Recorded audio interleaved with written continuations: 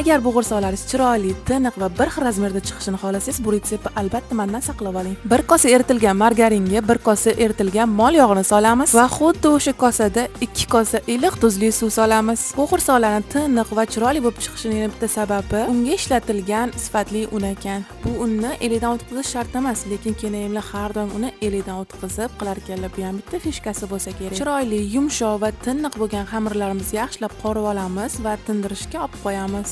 Bu tingan xamirni qanaqasiga yoysangiz ham chiroyli forma bo'lib ketaverar ekan. Xamirni ochganingizda shunaqa holatga kelgan bo'lsa, demak u chiroyli tingan hisoblanar ekan. Xamir tinishi bilan cho'vliga qarab yugurmanglar. Birinchi chiroyli qilib ochib olinglar. Videoda ko'rsatilgandek qilib 8 ga 5 sm qilib to'rtburchak qilib kesib olinglar. Ana endi cho'vliga navbat. Cho'vlani ustiga qo'yib shunaqa ustilaridan bosib bitta o'rab olsanglar chiroyli bo'g'irsoq paydo bo'lar ekan. Qaranglar qanaqa chiroyli va go'zal. O'rtadan past olovda chiroyli qilib endi qovurib olamiz. Keyin qozonlarga e'tibor bermanglar. Retsept o'rgatganlari uchun uni o'zim oqartirib berdim. Bo'g'irsoqlarimiz tayyor. Albatta siz ham tayyorlab ko'ring. Like bosib menga obuna bo'lish esingizdan chiqmasin.